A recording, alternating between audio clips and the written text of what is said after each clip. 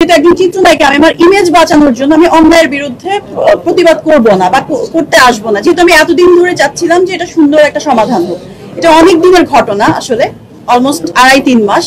তো উনি এই জিনিসটা সুযোগ বারবার নিচ্ছিলেন। উনি ভেতরে ভেতরে আসলে অনেক ভাবে আমাকে টর্চার করেছেন। ভাবে আসলে কোনো একটা কথায় স্থির থাকছেন না, একটা কথা বলে আসছেন যে এইভাবে আসলে করছি, পরদিনই আবার দেখি যে উল্টাপাল্টা, মানে বিল্ডিং এ অন্য রকমের পরিবেশ। এবং ওই যে ওদের যে সন্ত্রাস বাহিনী, ওই যে ওয়ান গ্রুপের হারুন নামে একজন বারবার এসে এসে শুধু লাইন অফ করে দিচ্ছে, এবং আরো এরকম অনেকে আসলে আজকে এটা, কালকে ওইটা, পরশু এটা, এরকম করে মানুষকে হয়রানি এবং এভাবে প্রতারিত করা আসলে আমি এক্সপেক্ট করতে পারিনি যে একজন বয়স্ক মহিলা থেকে আমি এইভাবে প্রতারিত হব। এই জন্য আমি এই জিনিসটা নিয়ে এতদিন চুপ ছিলাম। আমি যেটা সত্য, যেটা ফ্যাক্ট আসলে সেটা সকলের সামনে আসা উচিত। যেমন আমি কিন্তু এই যে আজকে আমি আপনাদের সবার সামনে এটা আমি এইভাবে করতে চাইনি, আমি সুন্দর করে উদ্বোধন করতে চেয়েছি এবং বলতে চেয়েছি। এবং ওই বিল্ডিং এর মালিককে এবং কে এটার সঙ্গে জড়িত এটা নিয়ে আসলে আমার কোনো মাথা ব্যথা ছিল না। যখন আমি এইভাবে সাফারার এবং প্রতারিত এবং আমার টাকা পয়সা নিয়ে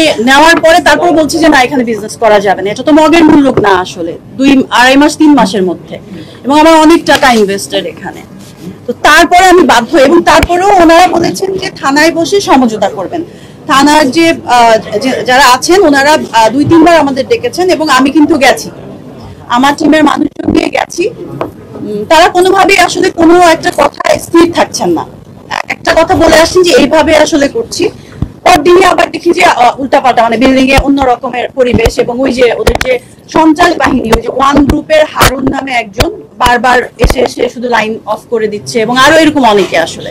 তো আমি বারবারই মানে সুস্থ একটা সমাধান চেয়েছি, যেহেতু আমি ইনভেস্ট করেছি। এবং একজন বয়স্ক মহিলা, উনি কিন্তু আগেও আরেকজনকে বলেছিল, নজরুল রাজ, তাদের মেবি ক্লোজ, তো তাকে ফোন করে বলেছিল যে আমি আমার দেবরকে পাঠাচ্ছি, বসে তোমরা সমাধান করো কি হয়েছে এখানে।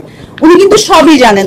উনি একটা বয়স্ক মানুষ, উনি এত হোমজিক্যাল ডিসিশন নিয়ে আজকে এটা, কালকে ওইটা, পরশু এটা, এরকম করে মানুষকে হয়রানি এবং এভাবে প্রতারিত করা আসলে আমি এক্সপেক্ট করতে পারিনি যে একজন বয়স্ক মহিলা থেকে আমি এইভাবে প্রতারিত হব। এই জন্য আমি এই জিনিসটা নিয়ে এতদিন চুপ ছিলাম। আমি ভেবেছি উনি হয়তো ওনার ভুল বুঝতে পারবে, ওনার যে ক্ষমতার যে ইয়েটা দেখাবে না, বাজে ব্যবহারটা উনি করবে না। আমি রেস্টুরেন্টটা নেয়ার আরো অনেকদিন পরে জানতে পারি এই বিষয়গুলো। না, ওনারা আসলে সমাধানের দিক, ওনারা ভাবছে যে এক হচ্ছে ইয়ামিন হক ববি একজন চিত্রনায়িকা হওয়া একটা পাপ নাকি আমি জানি না, যে তার আসলে এমন কিছু নিউজ উল্টাপাল্টা করাবে বা এমন কিছু লোক দিয়ে থ্রেট দেওয়াবে, সো দ্যাট আমি, যেহেতু একজন চিত্রনায়িকা আমি আমার ইমেজ বাঁচানোর জন্য আমি অন্যায়ের বিরুদ্ধে প্রতিবাদ করব না বা করতে আসবো না, যেহেতু আমি এতদিন ধরে চাচ্ছিলাম যে এটা সুন্দর একটা সমাধান হোক।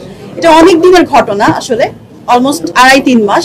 তো উনি এই জিনিসটা সুযোগ বারবার নিচ্ছিলেন। উনি ভেতরে ভেতরে আসলে অনেক ভাবে আমাকে টর্চার করেছেন।